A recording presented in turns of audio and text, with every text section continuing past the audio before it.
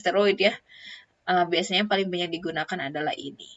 Lalu ada stabilizer sel mass, yaitu cromolyn sodium. Lalu antileukotrien yang memiliki dua mekanisme, yaitu golongan antagonis reseptor leukotrien dan inhibitor lipoksigenase. Ini yang paling banyak adalah Zafirlukras. Kita bahas lanjut ke eksperimen dalam sistem pernafasan. Nah, dalam menentukan metode uji dari suatu eksperimen, kita harus memperhatikan sarana dan prasarana yang ada di laboratorium. Nah, apa sih yang mungkin kita kerjakan dalam eksperimen sistem pernafasan yang di lab Fakultas Farmasi? Yang pertama, kita bisa menguji suatu senyawa sebagai anti asma dengan prinsip kerja sebagai bronkodilator atau antimukolitik, lalu eosinofil, anti-inflamasi.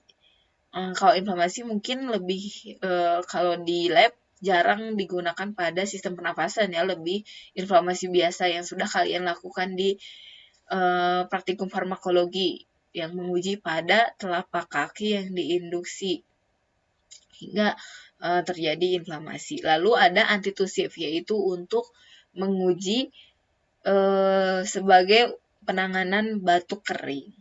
Oke, kita bahas satu-satu.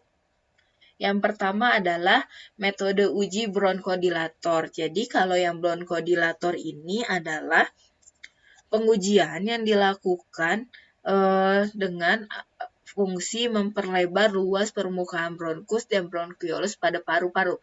Jadi intinya adalah membuat bronkodilatasi di paru-paru agar kapasitas serapan oksigen pada paru-paru itu meningkat hingga mengurangi sesak nafas dan juga mengi. Kan mengi itu bisa terjadi karena kita itu memaksa saluran pernafasan bekerja dengan maksimal gitu. Jadi bronkodilator itu meringankan gejala yang terjadi pada asma.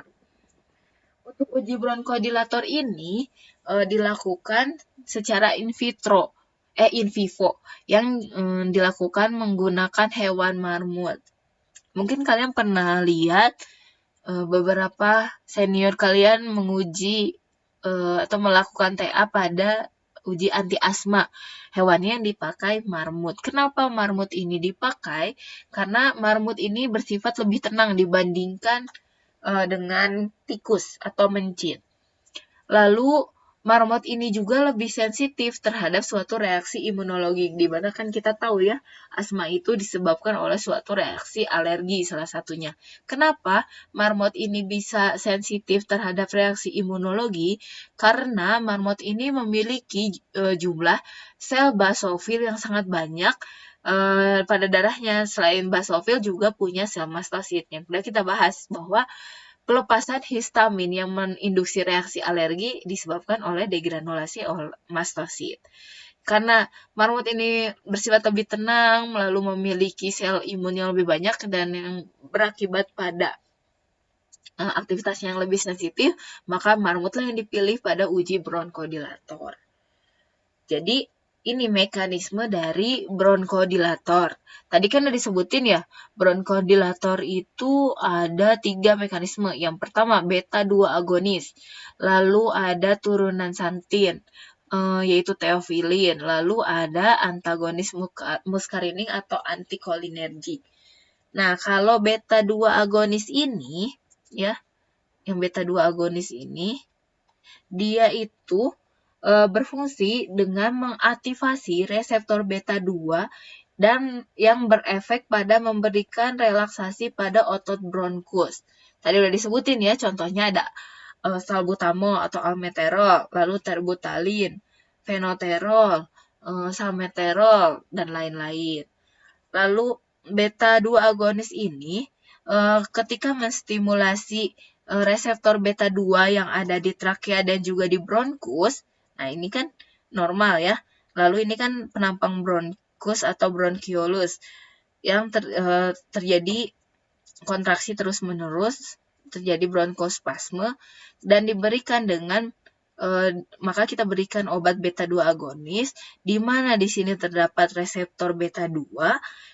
Ketika reseptor beta 2 ini teraktivasi, maka terjadi aktivasi adenilat siklase ini ya, adenilat siklase yang membentuk CAMP. Di mana ketika CAMP ini dalam tubuh jumlahnya banyak, maka dapat menghasilkan suatu efek melalui fosforilasi enzim yang berefek terjadinya bronkodilatasi, karena CAMP ini mempengaruhi tekanan di bronchi yang berupa terjadi relaksasi di otot bronkiolus. Akhirnya terjadilah bronkodilatasi. Nah, kalau teofilin ini merupakan turunan santin. Dia bekerja menghambat mediator inflamasi dan juga fosfodiesterasi dalam pembentukan AMP. Jadi dia menghambat kerja si enzim ini, akhirnya tidak terbentuk. Lalu ada reseptor muskarinik. Reseptor muskarinik ini, yang pertama dia meningkatkan aktivitas asetilkolin. Sebenarnya kita tahu asetilkolin adalah salah satu neurotransmitter yang berperan pada proses dilatasi atau relaksasi. Jadi ketika asetilkolin ini meningkat, maka terjadi proses relaksasi di bronkius. Dan juga muskarinik ini menghambat reseptor muskarinik yang mengakibatkan penghambatan pergerakan epitel dan menghambat sekresi bronkus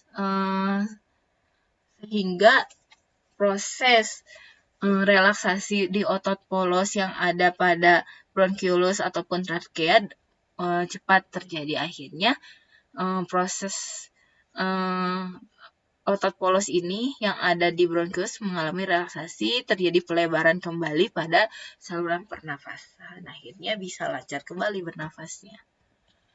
Nah, untuk ujinya sendiri, bronkodilator itu memerlukan suatu software. Nama softwarenya adalah Cool Edit Pro. Jadi sebenarnya software ini bukan khusus untuk uji bronkodilator, tapi intinya adalah untuk merekam pergerakan pernafasan. Jadi melihat pola pernafasan hewan. Prinsipnya pada uji ini adalah menentukan aktivitas sampel uji sebagai bronkodilator dalam menghambat terjadinya bronkokontriksi akibat dari suatu serangan akut dalam induksi alergen. Jadi hewannya tersebut kita induksi dengan suatu alergen tertentu hingga terjadi bronkokontriksi. Nah, tipenya ini pada uji bronkodilator adalah preventif. Jadi kita kasih obatnya, lalu kasih alergennya, lihat aktivitasnya. Apakah terjadi bronkokontriksi atau tidak. Kalau misalnya tidak terjadi bronkokontriksi, berarti zat uji yang kita uji itu adalah memiliki aktivitas bronkodilator. Jadi pada uji bronkodilator ini adalah melihat gejalanya ya, bukan melihat mekanisme kerja pada tingkat seluler atau di dalam tubuh, tapi melihat gejala output. Nah, parameter apa sih yang kita pakai pada uji bronkodilator ini? Yang pertama adalah intensitas dengan satuan desibel. Jadi intensitas dari pola pernafasannya seperti apa. Lalu frekuensi gelombang suaranya seperti apa. Nah, kalau misalnya nih, orang asma itu pasti pernafasannya sangat berat kan? Gitu, nafasnya nggak beraturan, akhirnya polanya akan tinggi. Namun kalau kita nafasnya normal, biasanya tidak terjadi bentuk suara atau mengi ya, jadi flat. Nah, kita lihat sebelumnya kita bahas dulu pembanding yang bisa digunakan untuk bronkodilator. Yang pertama bisa beta 2 agonis, antimuskarinik atau antikolinergik dan juga derivat santin. Namun yang paling gampang dan paling banyak digunakan adalah salbutamol. Selain itu, dari segi keamanan pun salbutamol ini paling aman. Jadi banyak digunakan dengan salbutamol. Pembandingnya. Kalau mau coba yang lain juga boleh, tapi biasanya agak sulit untuk didapatkan karena pada uji bronkodilator ini yang digunakan adalah zat aktifnya. Induktornya apa sih yang bisa digunakan? Nah, biasanya yang digunakan adalah histamin. Kenapa histamin? Karena di sini ingin menciptakan suatu respon penyakit asma akut. Jadi yang paling cepat responnya. Nah, histamin ini adalah kita ketahui sebagai produk dari degranulasi sel mas. Jadi sebenarnya histamin itu sudah ada di dalam tubuh. Nah, ketika histaminnya ditambahkan dari eksternal, maka proses alerginya akan lebih cepat. Makanya dipilihlah histamin.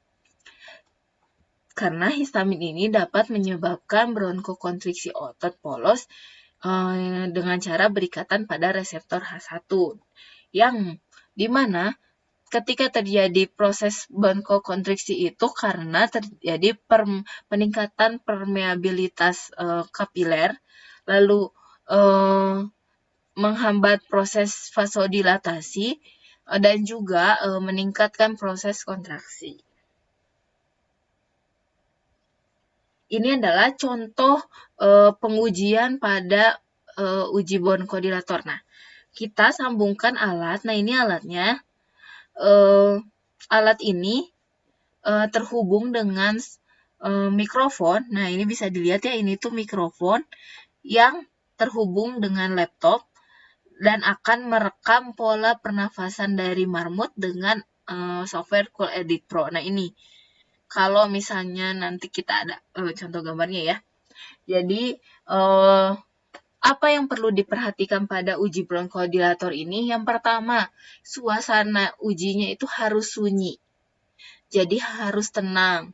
Biasanya yang uji ini dilakukan di weekend atau pada malam hari, sama seperti uji hipertensi dan juga diuretik, di mana proses ujinya harus dilakukan dalam keadaan tenang karena menghindari terjadinya stres. Ketika hewannya stres, tadi sudah dibahas, asma itu bisa terinduksi dengan keadaan stres. Jadi ternyata terinduksinya bukan karena histaminnya, tapi karena stres. Lalu udah mau ditambah histamin, dia stres, akhirnya efeknya sangat kuat. Obat kita yang sebenarnya berefek ternyata jadi terlihat tidak berefek karena hasilnya bias ditambah dengan adanya faktor luar. Makanya pada uji ini harus dalam keadaan sepi. Apa aja komponen wadahnya? Harus ada penutupnya ya. Ini penutupnya. Jadi marmutnya dimasukin ke dalam wadah. Di sini ada lubang yang terhubung dengan mikrofon. Tetap ada udara di sini.